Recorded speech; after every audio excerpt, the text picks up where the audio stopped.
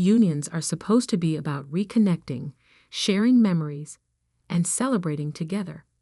But the Thompson family reunion had become something else entirely. An annual competition, a showcase of success and status, a chance to prove who had climbed highest on the corporate ladder.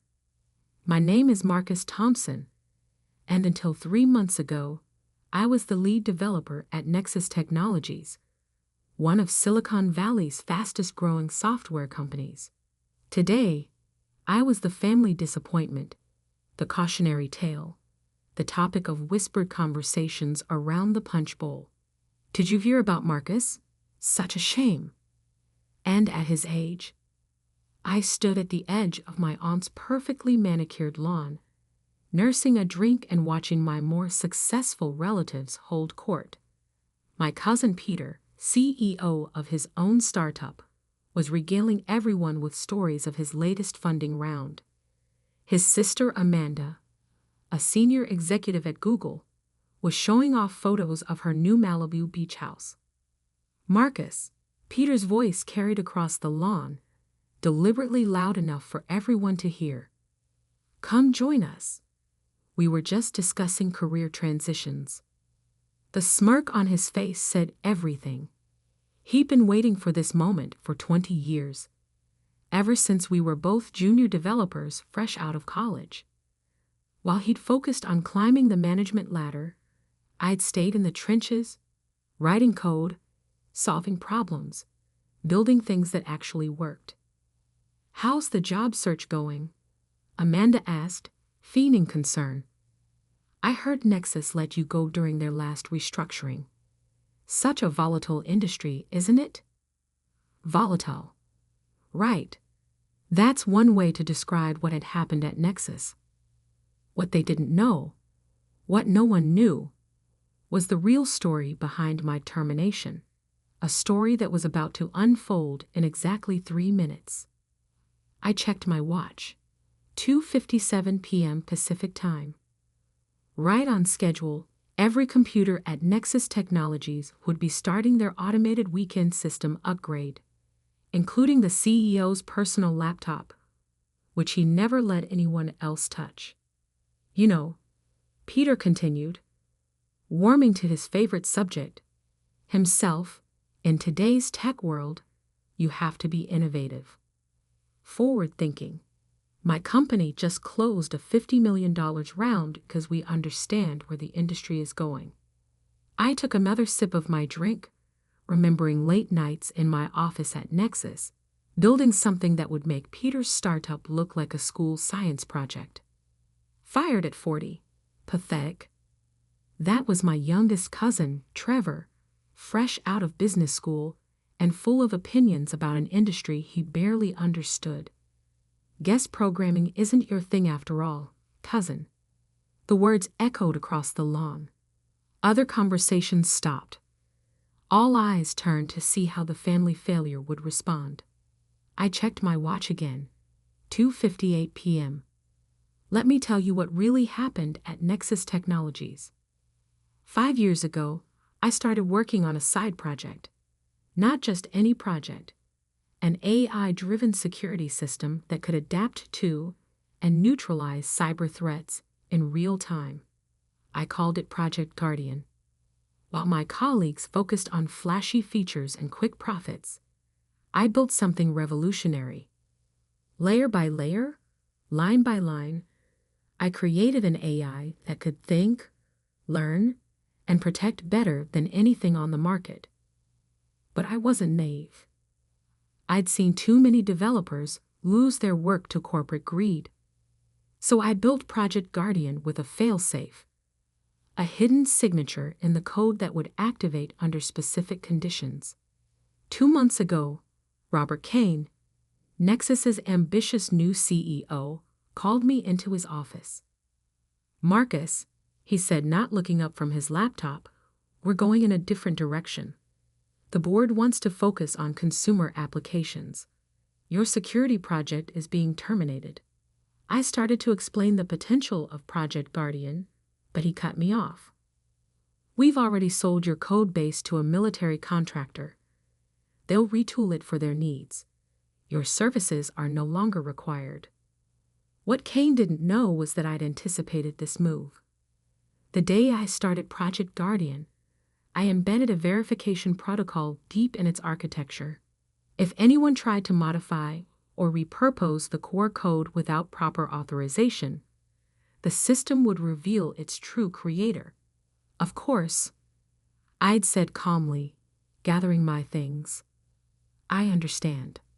The next day, headlines announced that Nexus Technologies had signed a $1.5 billion contract with the Department of Defense, based on revolutionary AI security technology that Robert Kane and his team had developed.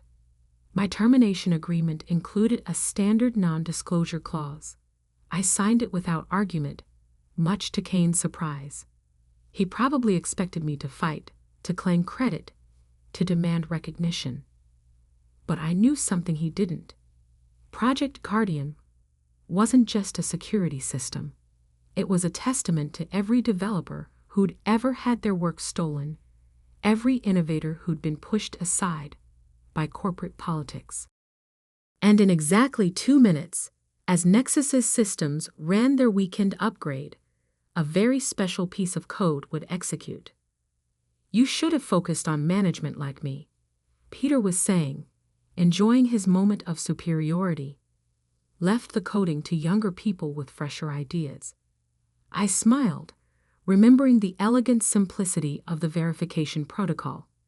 When triggered, it would systematically catalog every line of Project Guardian's code, tracing its development history back to its original creator. My phone buzzed, a news alert. Amanda noticed. Job offer? She asked sweetly. I hear McDonald's is hiring. 2:59 p.m. Somewhere in Silicon Valley, in Nexus Technologies headquarters, Robert Kane was probably sitting in his office, preparing for Monday's board meeting where he would take full credit for my work. The same Robert Kane who'd once told me that real innovators don't waste time writing code. The same Robert Kane who'd sold my life's work without a second thought. The same Robert Kane who was about to learn a very expensive lesson about underestimating outdated developers. Actually, I said, raising my voice just enough to catch everyone's attention, why don't we all take out our phones? I think the next few minutes are going to be quite interesting. Trevor snorted. What? Did you finally figure out how to code a calculator app? I checked my watch one final time. 3:00 p.m. Time for Project Guardian to reveal its true guardian. My phone buzzed first, then Peter's, then Amanda's. Within seconds, the peaceful afternoon air was filled with notification sounds as every phone at the reunion lit up simultaneously. Breaking news. Nexus Technologies stock halted after authentication protocol reveals unauthorized code transfer. Peter's smirk faltered as he read the headline. Amanda's perfectly manicured fingers trembled slightly as she scrolled through the article. What's happening? Trevor demanded, his youthful arrogance cracking. I took a casual sip of my drink. Oh, just a small software update. You see, when I built Project Guardian, I included something special. A little gift for anyone who tried to steal it. More phones buzzed. More headlines appeared. Department of Defense suspends $1.5 billion Nexus contract pending investigation. Nexus CEO Robert Kane unavailable for comment as code authenticity questions emerge. Project Guardian. The hidden story behind Silicon Valley's biggest AI security system. What did you do? Peter whispered, his entrepreneurial confidence evaporating. I pulled out my laptop, the same laptop I'd used to write the original code for Project Guardian. Would you like to see? After all, you're all such experts in innovation and forward thinking.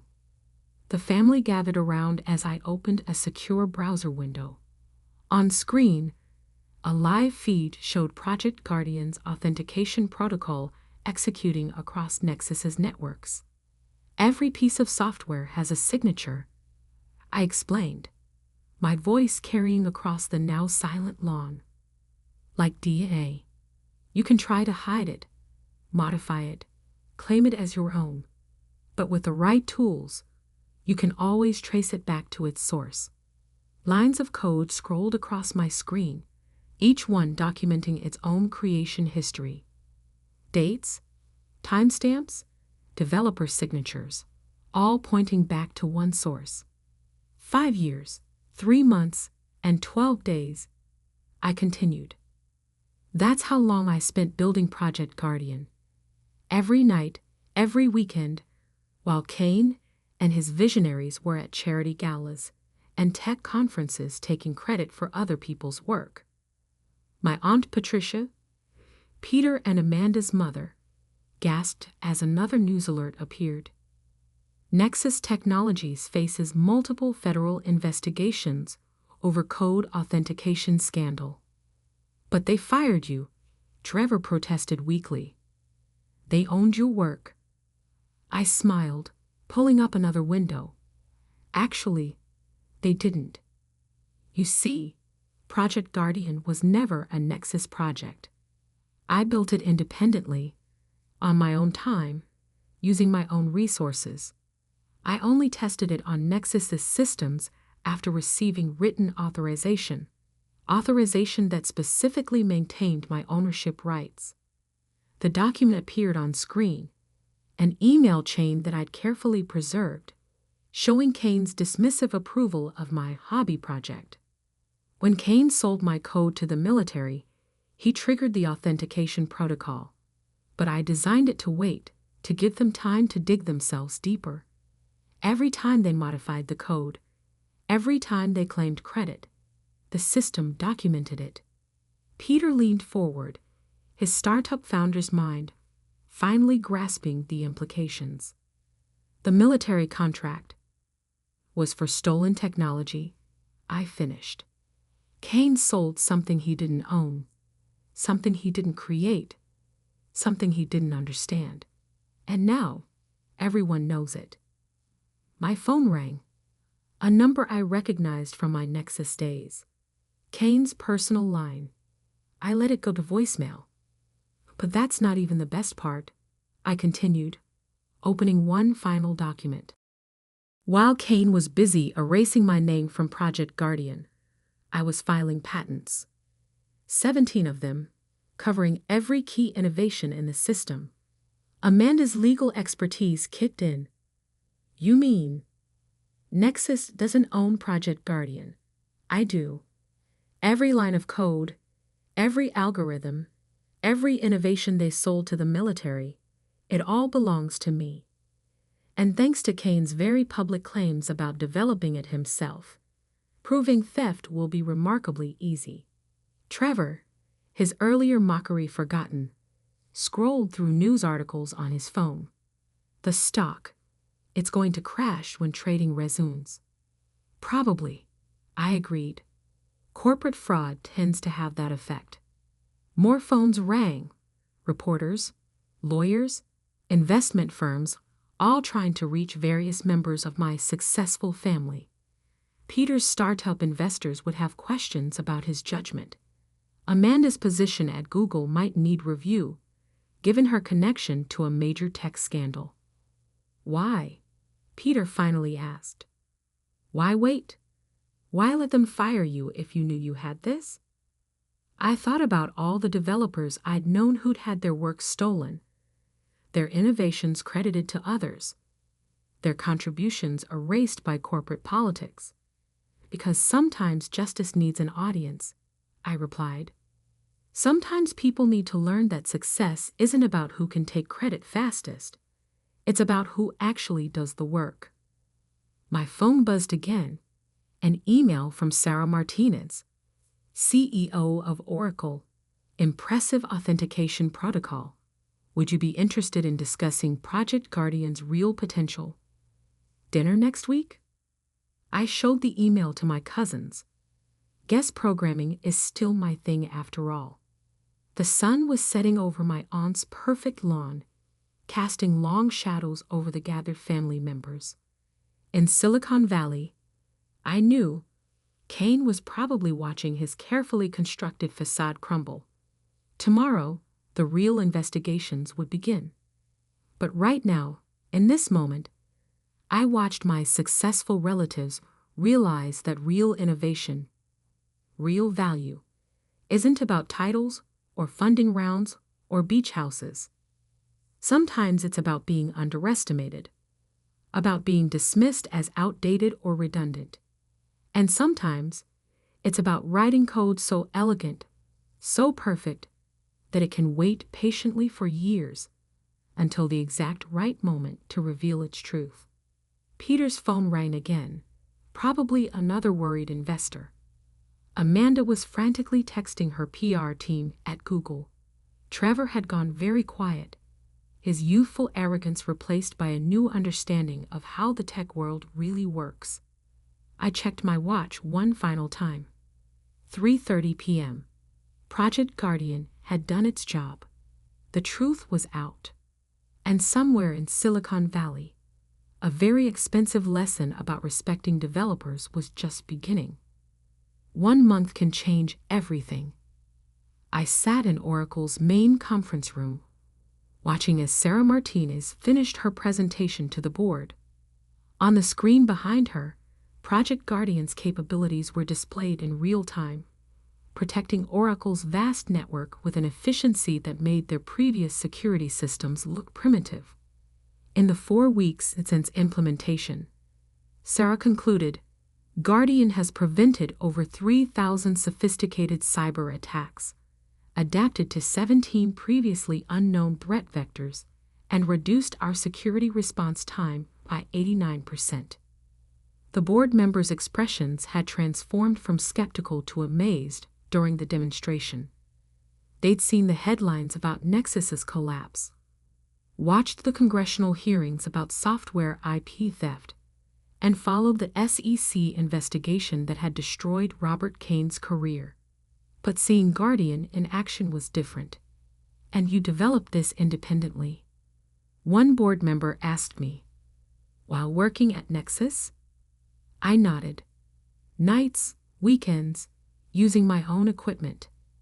Nexus only provided the testing environment with documented permission that maintained my IP rights.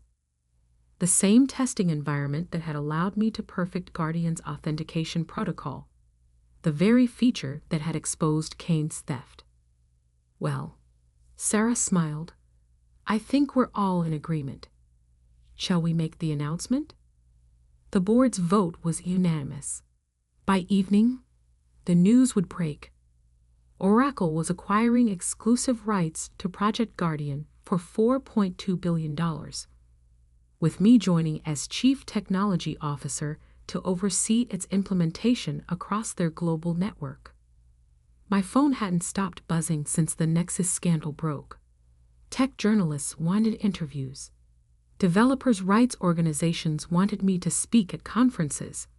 Congressional committees wanted my testimony on corporate IP theft. But the messages I found most interesting were from other developers. Countless stories of stolen work, erased contributions, and innovations credited to executives who couldn't write a line of code. Guardian had become more than just a security system. It had become a symbol of justice in an industry that too often rewarded theft over creation. As I left Oracle's headquarters, my phone rang, a familiar number. Hello, Peter, I answered, hearing my cousin's strained voice. Marcus, I need your help. After the Nexus scandal, Peter's startup had faced intense scrutiny.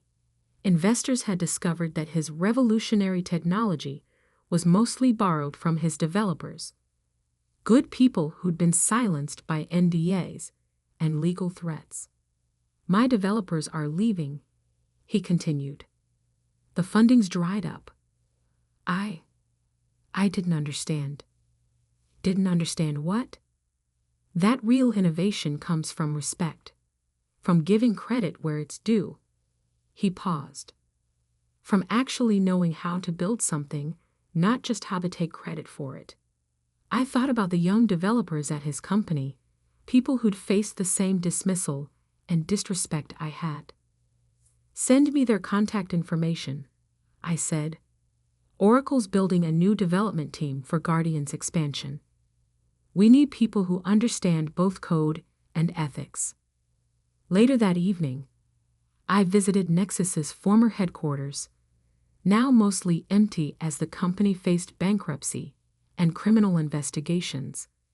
Kane had been indicted for fraud. The board had resigned in disgrace. The military contract had been canceled. But in the parking lot, I saw a familiar face. Jimmy Chen, a junior developer who'd always supported my work at Nexus. "Mr. Thompson," he called out. Or should I say Mr. CTO? I smiled. Just Marcus is fine. How are you holding up? Actually, amazing. After Guardian exposed Kane, we junior developers formed a coalition, started documenting everything. Turns out Kane had stolen code from dozens of us. He showed me his phone, a website where developers were sharing their stories, supporting each other, demanding recognition for their work. We're calling it the Guardian Protocol, Jimmy grinned. A way to protect developers' rights and expose theft.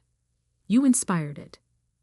I looked at the website, remembering all the times I'd seen talented developers pushed aside, their work stolen, their contributions erased. Send me the link, I said. Oracle's new ethics board might be interested in supporting this. My phone buzzed again. Amanda this time. After the scandal, Google had launched an internal investigation into code attribution. She'd been asked to step down pending review.